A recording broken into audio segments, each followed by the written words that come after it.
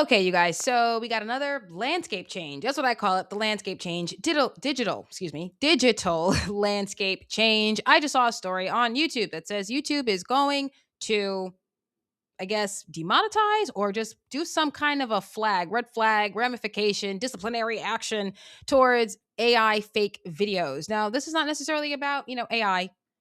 It's really about how the landscape, the digital spaces constantly keep changing, whether it's from who buys what, who's at war with each other, what the, landscape, what the algorithms are going to say, who's going to get prioritized, who's going to get throttled, who's going to get shadow banned, all this, you guys. I feel like it's a soap opera. Like that is the best genre to describe it. So many players, so many platforms, so many different characters and storylines. I mean, you guys, it's a soap, and I feel like it's definitely needing to be discussed. And low key, I kind of wish they showed us how to be adaptable or more adaptable as fast as a landscape changing. Don't you?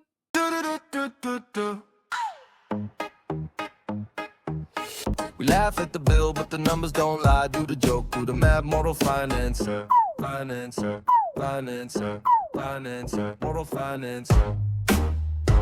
Okay, you guys. So, like I said, the landscape keeps changing. And yeah, low key, I kind of wish that we were taught how to be, quick on our feet, more adaptable, quickly adaptable. I don't even try to even find the right words to say it. Like, yo, Arshel, check your files, find the words.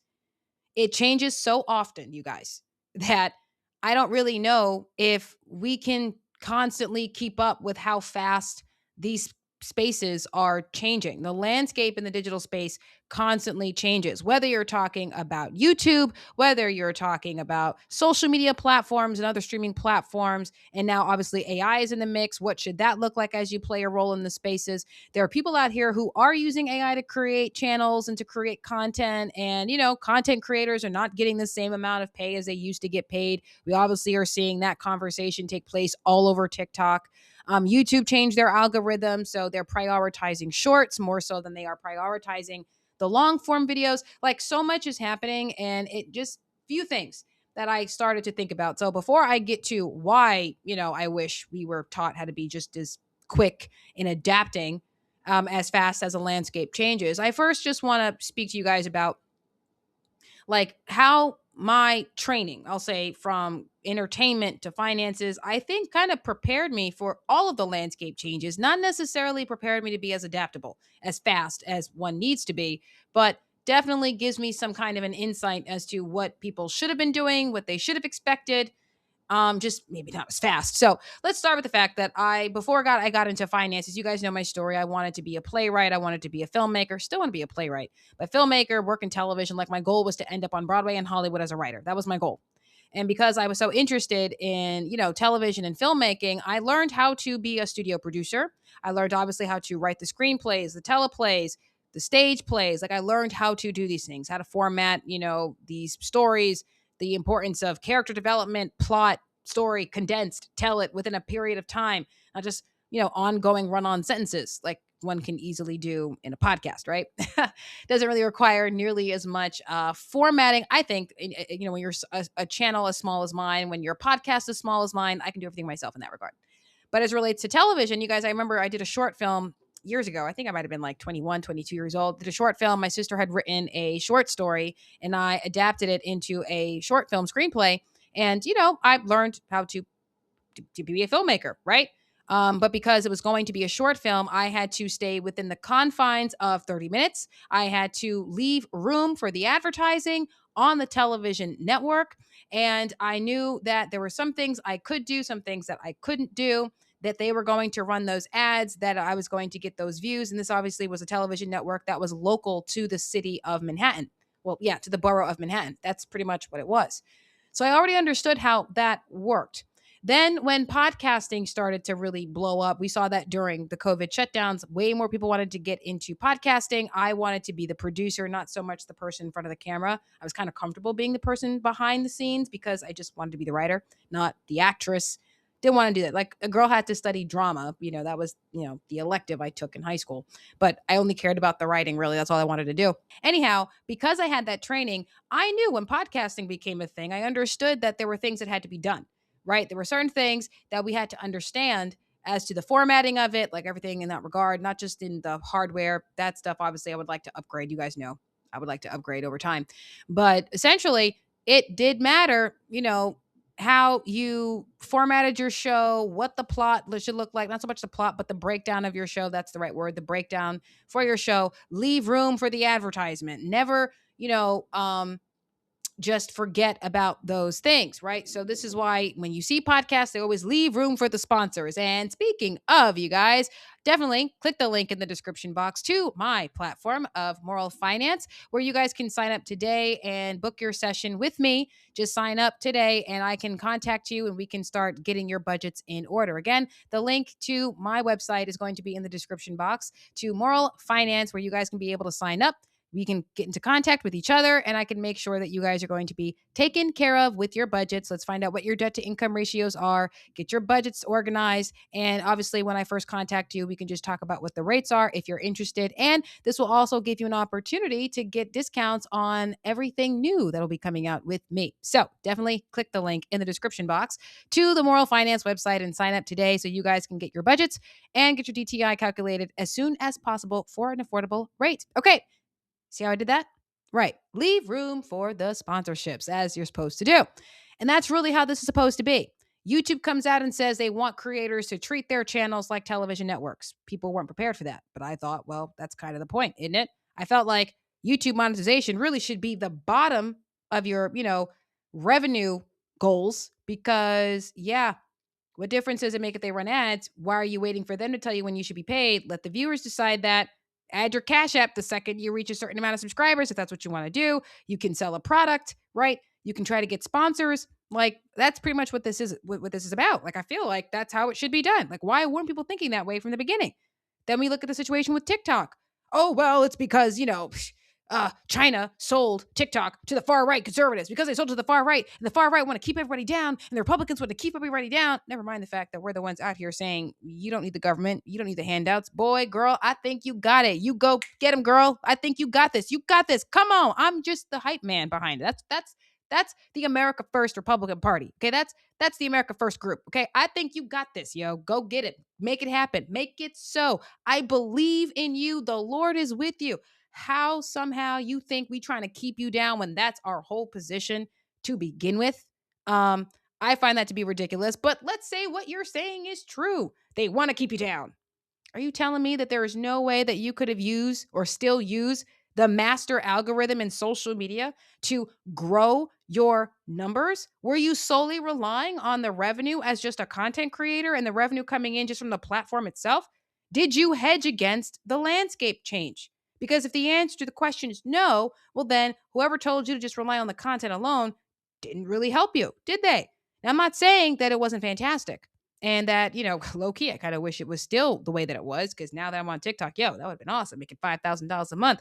I'd still go get a day job, but I'd be saving that money. So if those landscape changes happen, it's like, okay, well, I got to go out there and get a job if I didn't have one.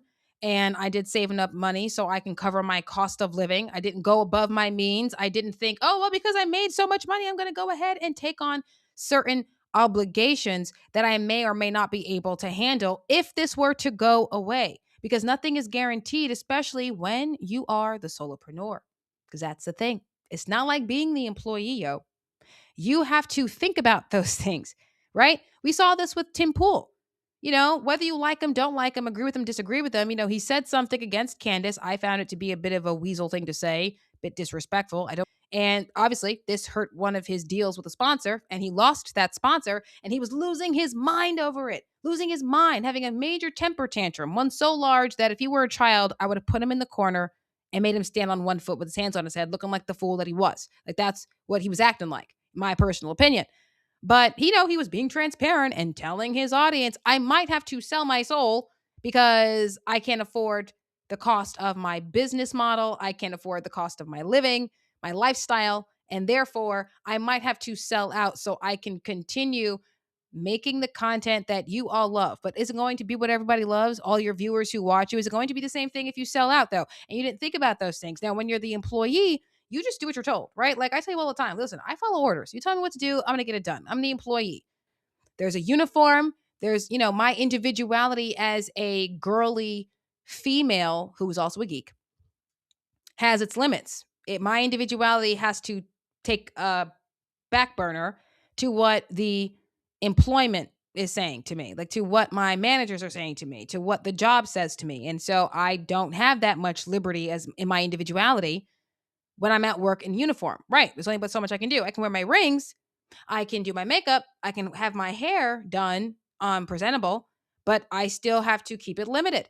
I have to abide by certain rules and protocols of the business because, well, that's the job and you signed up to do it because you wanted to get, an hourly rate. That's what it was. It's what it is. When you're independent, that's not how it is. You can let your individuality fly free. You can just do it, right? Like I am a Christian, America First conservative geek who voted for Trump multiple times. Okay? I studied finances and entertainment. Like that is me. That is who I am as an individual. And I can just let that rock, let that fight, let that fly. And you guys subscribe. You guys are coming to me. You guys are watching. You're getting in the comment sections. You like, share, subscribe to both channels. Pocket Politics and Moral Finance, and follow me on TikTok under the name of Moral Finance as well. You guys definitely follow me on TikTok. I'm trying to grow the reach there so I can reach more of the Gen Zers. You see what I'm saying? But ultimately, it's like, right. I understand that, when you're the employee, the W-2 employee, the landscape changes, its rules and regulations, the uniform might change, the menu at the restaurant might change. You get new team members onto your team. It's not so crazy that you can't adapt. When you are the independent creator, content creator, and the landscape changes so regularly, it feels like quicksand. You don't know which way to turn. YouTube prioritizes shorts over long form now. Well, that means create more shorts. Like that's what that means.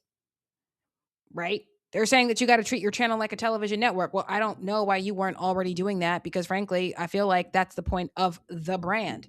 That's the point of the brand. You don't know what the brand is? Like what is a brand? Beyond the logo that you steam on a kettle. Well, what is the brand? Well, the brand, okay, people weren't giving me they weren't giving me a clear definition. I was getting a bunch of hollow platitudes. What is a brand? Okay, so I made up a definition, the way they made up a word like influencer. Because remember, guys, that wasn't a real world. That was not a real word prior to 2019. Okay, that got added to the Merriam-Webster dictionary back in 2019. There was influence, influences, influencing, and influenced. There was never influencer. Okay, that word was not real. It was never a person, place, or thing. Okay? It was never that. It was never that. And they just decided they were going to make up a word. Okay, well, if they can make up a word, I can make up a definition. Okay, what is a brand? When we're speaking in the digital space, what is a brand? Okay, so a brand is a digital asset that a person can leverage to get monetized, whether it's from platform monetization, sponsorships, and or subscriptions and products and services that they sell. There's a digital brand. That's what it is. It's a digital asset that can be leveraged to make money. That's what a brand is. I'm sticking with it. Sounds like it makes sense. Feels like it makes sense. That's what it is. Well, if that's what it is, then why the heck are people who were creating on TikTok not thinking about that? Were you solely relying on just you being a beggar on TikTok to get paid off of TikTok? Were you simply just relying on making funny cat videos and dog videos and short videos and makeup videos so you can make that money? Like, yo, is that what you're trying to do? Because low key, I feel like you should have known better. I feel like if we all understood what a digital brand was, then you should have known. See, the idea is that even when the landscape changes, you have something consistent that can, last, something lasting, something consistent, something that regardless of how society changes, how the world changes, it can go through it. Something constant, like Jesus, right? It don't matter what decade, what century you are in. Jesus is still here with us. Like, yo, constant. No matter how loud the wind howls, the mountain cannot bow to it. That's Jesus. That should be us. That should be our brands, right? Dave Ramsey, he's a master at this. From radio, talk radio, to television, to newspapers, billboards, and park benches, okay? Park bench ads, I mean, right? To now podcasting. The man is everywhere. Okay. I remember one time he showed up on my newspaper when I was still living in Pennsylvania. I'm like, yo, Dave Ramsey's in the newspaper too. Like he still does that. Like, yo, because why not? The older folks aren't going to TikTok. Like, so what difference does it make? Like, yeah, I'm getting them on the newspapers. He hasn't changed his mind on that. Right. He's gone and grown regardless of the landscape changes, because all the landscape changes has given him is the ability to reach out to more people. And so if you're treating your content, your channels like a television network, get sponsors, sell something. Don't just be the creator. You have to start thinking about money outside of the platform. Because now, instead of sitting here saying, well, the far right doesn't want us to make money, well, can you still use the algorithm? Can you still use the master algorithm that is coming from TikTok to sell a service or a product?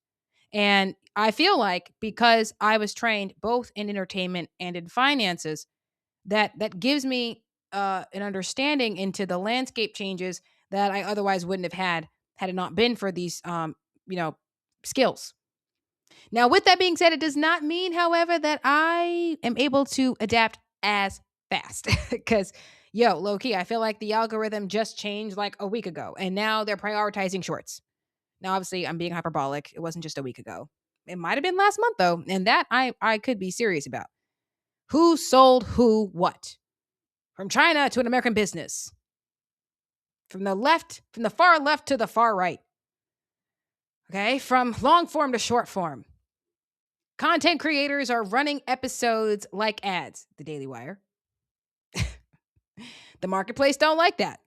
This feels artificial, and it feels artificial to the audience. But if you ran an ad like an ad, would anybody care? Like, yeah, nah. Because, right, of course, businesses are going to run an ad. No one's mad at that because they're a business. They're running an ad as an ad. Why are we mad about that? Like, right. Now, not everybody can be Candace, so maybe people shouldn't be so quick to jump on Ben Shapiro for that. Like, I don't like that guy. You guys know I don't like that guy, but maybe we shouldn't be so quick to jump on him because not everybody's Candace. Like, not everybody's Candace. But organically, when it comes to content creation, people don't like the phony. They don't like the fake. YouTube striking at fake AI video channels. Does that affect the faceless channels? Does that affect the AI channels that actually, I don't know, create narratives?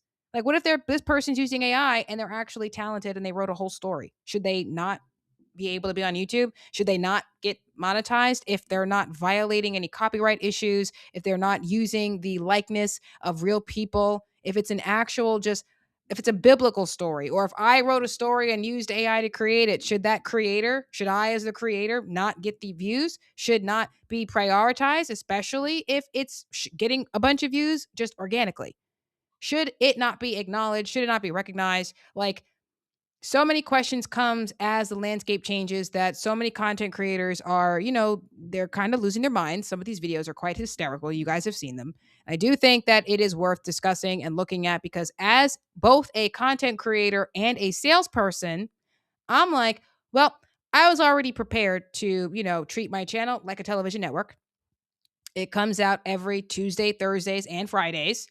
I'm intending on doing lives in the morning on Tuesdays and Thursdays, just trying to expand my reach. And I'm also selling a service, working towards the product, but also selling a service.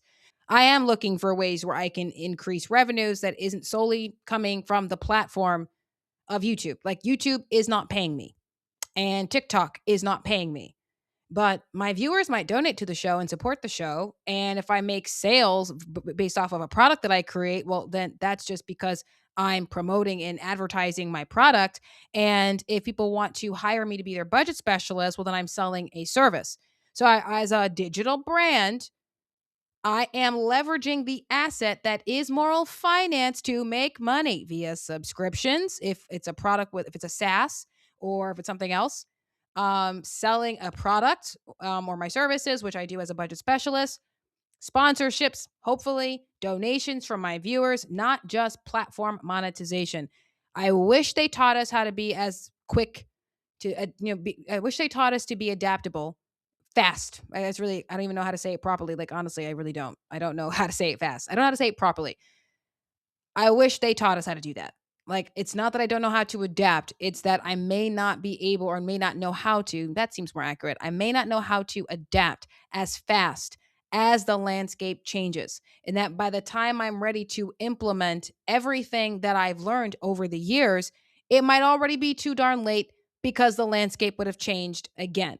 And the one thing that I know that is consistent regardless of landscape changes is that if you have a core mission, a core value, and you stay true and authentic to your mission, to yourself, and to the word, you can still reach your viewers. You can still reach an audience. You can still reach a customer base. So that's me still holding on to the hope of this, because otherwise, why keep going, right? That's pretty much how that goes from there. So that's pretty much it for me today, you guys. Definitely get into the comment sections and let me know how you feel about the landscape changes. If it really applies to you, maybe you're the person who also wants to be a content creator or a salesperson, because I do think the future, the immediate future, is for the salesperson. So let me know in the comment sections. Again, subscribe to the channel of Pocket Politics and Moral Finance if you haven't already. Like this video, share this video. Definitely follow me on TikTok, you guys, under the name of Moral Finance. And of course, if you guys are interested in getting your DTIs calculated and getting your zero-based budget built out, you can go ahead and click that link to Moral Finance, my website, and sign up today, where you guys will be able to get in contact with me and I can get in contact with you, and we can get you booked and scheduled today or as soon as possible. That works out for everyone's schedule. So definitely head over there, you guys. I love you. I'm going to take myself on to work because a girl's got goals. So love you. God bless. Have a wonderful rest of your day, you guys. And of course, because it's me, Kepla.